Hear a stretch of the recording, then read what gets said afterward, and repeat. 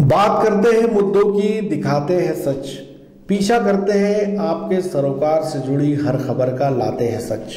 नमस्कार, मैं हूं मुस्तफ़ा हुसैन और हम हाजिर हैं एक नए मुद्दे के साथ वॉइस ऑफ एमपी की न्यूज़ रूम से। आज वॉइस ऑफ एमपी की टीम को रूटीन कवरेज के दौरान नीमच के जीवाजीराव छात्रावास पर काबिज कालिदास शिक्षण समिति के अध्यक्ष रमेश जायसवाल ने एक चौंकाने वाला बयान दिया। उन्होंने अपनी बाइट में कहा कि कालिदास शिक्षण समिति के पास इस जीवाजीराव छात्रावास की भूमि की कोई रजिस्ट्री नहीं है।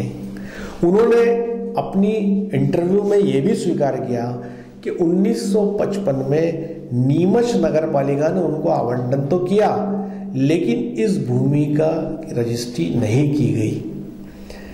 रमेश जायसवाल के इस खुलासे के बाद कालिदास शिक्षण समिति को आवंटित 4,32,000 वर्ग फुट जमीन के आवंटन पर एक बड़ा सवालिया निशान लग गया है। जीवाजीराव छात्रावास की भूमि का मामला आम तौर पे चर्चाओं में बना रहता है, लेकिन ये सुर्खियों में तब आया जब नीमच विधायक दिलीप सिंह परिहार ने इस पूरे मामले को विधानसभा में उठाया। इसमें एक पेच था। पेच ये था कि कालिदास शिक्षण समिति के कब्जे वाली इस भूमि पर भारतीय जनता पार्टी के एक बड़े नेता अनिल नागौरी से जुड़े परिजनों का एक पेट्रोल पंप है, अनमोल पेट्रोल पंप। वो उनका या उनके परिवार के नाम पर हो सकता है। दिलीप सिंह परिहार ने ये मामला विधानसभा में उठाया तो हड़कंप मच गया। विधानसभा ने इस पूरे मामले के बाद नीमच एडमिनिस्ट्रेशन को चिट्ठी लिखी और जीवाजीराव छात्रावास को आवंटित कालिदास शिक्षण समिति से जुड़ी भूमि की संपूर्ण जानकारी मांगी। उसके बाद जब जानकारी भोपाल पहुंची तो शासन ने जिला कलेक्टर को चिट्ठी लिखी और यह कहा कि इस पूरे मामले में विस्तृत प्रतिवेदन वे शासन को भेजे। वो प्रतिवेदन अभी जाना पेंडिंग है। लेकिन आज कालिदास शिक्षण समिति के अध्यक्ष रमेश जायसवाल के इस खुलासे के बाद हमने इस पूरे मामले की तफ्तीश की तो बड़े चौंकाने वाले चीज़ें सामने आई। एक तरफ जहाँ शहर में कोई छोटा मोटा व्यक्ति अपना मकान या दुकान बनाता है और उसमें कोई छोटी मोटी अनियमितता हो जाए या वो इसका उल्लंघन हो जाए तो नगर पालिका के 4 इंजीनियर खड़े हो जाते हैं, उनको नोटिस दिया जाता है, उनकी पेशी होती है, उनको चक्कर काटने पड़ते हैं। नीमच शहर में यदि कोई मकान बनाना चाहता है तो उसको ऐसा लगता है जैसे वो जंग लड़ने निकला हो। उसको निर्माण अनुमति लेने में पसीना आ जाता है, नामांतरण लेने में पसीना आ जाता है। नीमच नगर पालिका के रिकॉर्ड से कई बार ये साबित हुआ है, कई लोगों को नामांतरण 2-2, 5-5 साल तक नहीं मिला, निर्माण अनुमति 2-4 साल तक नहीं मिली। नगर पालिका के अफसर जिसको चाहे देते हैं, जिसको चाहे नहीं देते। यह बात हम इसलिए कह रहे हैं कि कालिदास शिक्षण समिति को आवंटित भूमि में एक बड़ी बात निकल के आई। 1955 में नीमच नगर पालिका ने एक प्रोसीडिंग लिखी। उस प्रोसीडिंग में यह कहा गया कि कालिदास शिक्षण समिति को केवल छात्रावास बनाने के लिए भूमि दी जाती है। इस प्रोसीडिंग को हमने देखा। इस प्रोसीडिंग में ना तो ये लिखा हुआ है कि कितने में भूमि दी जाती है, ना उसका कोई लीज रेंट तय किया गया, और सबसे खास बात यह है केवल और केवल उस प्रोसीडिंग के आधार पर कालिदास शिक्षण समिति इस भूमि पर काबिज हो गई। उसकी कोई भी रजिस्ट्री आज दिनांक तक नहीं हुई, यानी 55 साल में बिना रजिस्ट्री, बिना लीज रेंट के कालिदास शिक्षण समिति इस भूमि पर काबिज रही।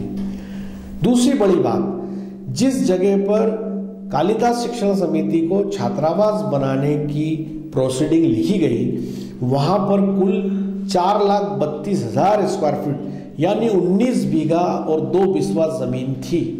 ये नगर पालिका की जमीन थी। टीचर कॉलोनी इसके सामने। अब इस पूरी भूमि में नगर पालिका ने छात्रावास बनाने के लिए भूमि दी थी और उसमें 90,000 स्क्वायर फीट पे कालिदास शिक्षण समिति ने छात्रावास बना दिया। तो वहां पर 19 बीघा 2 बिस्वा जमीन पूरी आवंटित नहीं हुई थी, प्रोसीडिंग में कहा गया था कि इस जगह पर कालिदास शिक्षण समिति को छात्रावास बनाने के लिए भूमि दी जाती है, लेकिन कालिदास शिक्षण समिति ने पूरी 4,32,000 स्क्वायर फीट जमीन को अपने आधिपत्य में ले लिया।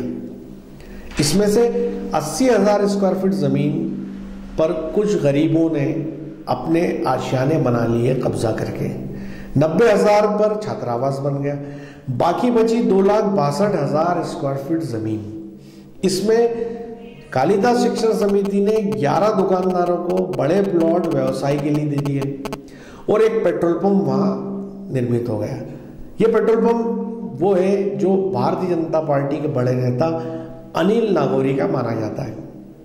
कालिदास शिक्षण समिति के लोगों ने इसके पीछे ये कहा कि चूंकि छात्रावास को चलाने के लिए हमें भूमि की रुपए की आवश्यकता है, इसलिए हमने ये इनको किराए पे दिए।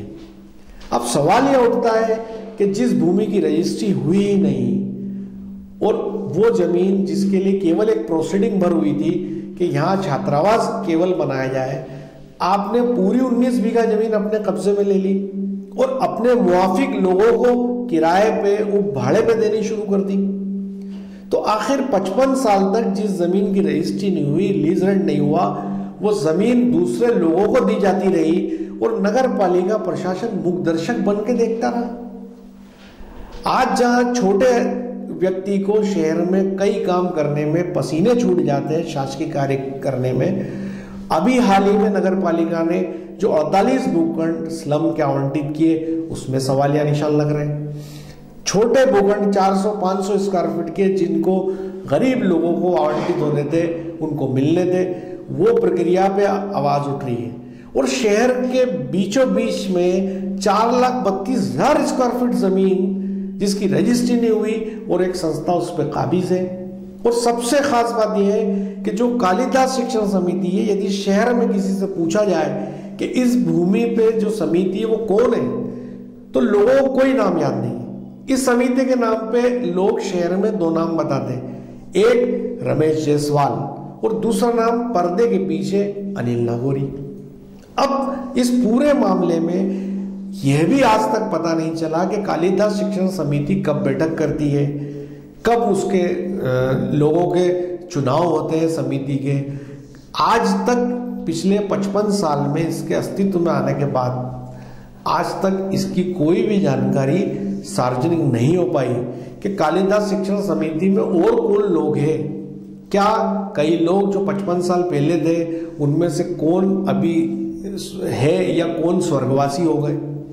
तो आखिर जिस संस्था के शहर में किसी को पता नहीं हो, जिसकी कोई जानकारी सार्वजनिक नहीं हो, जिसके कोई मीटिंग प्रोसीडिंग कभी सामने नहीं आई हो, जिस संस्था को उस भूमि की रजिस्ट्री नहीं मिली हो, उसने कोई लीज रेंट जमा नहीं कराया हो, और वो संस्था दूसरे लोगों को भूमि कैसे दे सकती है।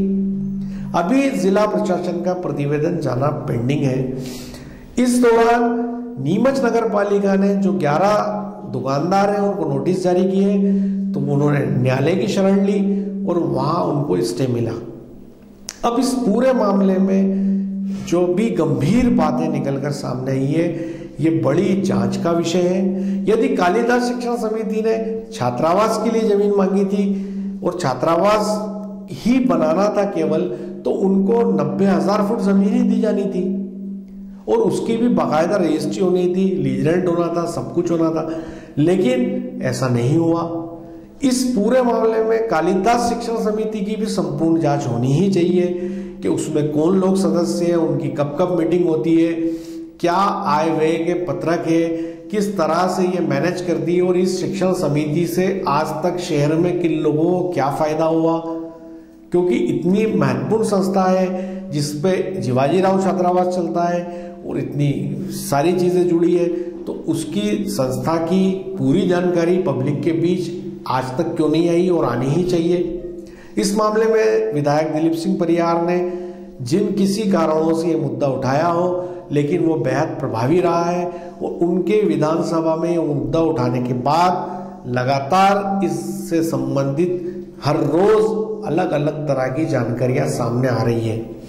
और देखना यह है कि आने वाले समय में जो इतनी बेशकीमती जमीन है, जो आम जनता को मिलनी चाहिए। जब 500 स्क्वायर फीट के एक प्लॉट को लेने के लिए शहर के अंदर गरीब लोगों ने के माथे का पसीना पाँव में आ सकता है, तो इतनी बड़ी जमीन कोई आसानी से कैसे रख सकता है।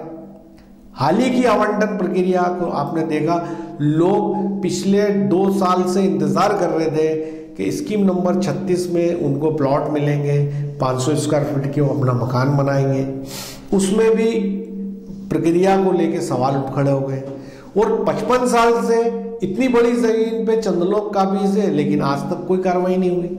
तो इस मामले में आम जनता को भी आवाज उठानी चाहिए और प्रशासन को भी आवाज उठानी चाहिए। और सबसे खास बात है कि मध्य प्रदेश के अंदर जो सीएम कमलनाथ है वे काफ़ी ईमानदार माने जाते हैं, और उन्होंने प्रदेश के अंदर जिस तरह के अभियानों की शुरुआत की है और सरकारी ज़मीनों को कब्ज़ों से मुक्त कराने की बात की है, तो इस मामले की बिल्कुल ट्रांसपेरेंट तरीके से जांच होनी चाहिए। और यदि ये ज़मीन कालिदास शिक्षण समिति को नहीं आवंटित हुई है, रजिस्ट्री नहीं हुई है, तो उसके कब्जे की कार्रवाई होनी चाहिए और दूध का दूध पानी का पानी होना चाहिए। मेरे सहयोगी दीपक खताबिया के साथ मुस्तफ़ा हुसैन।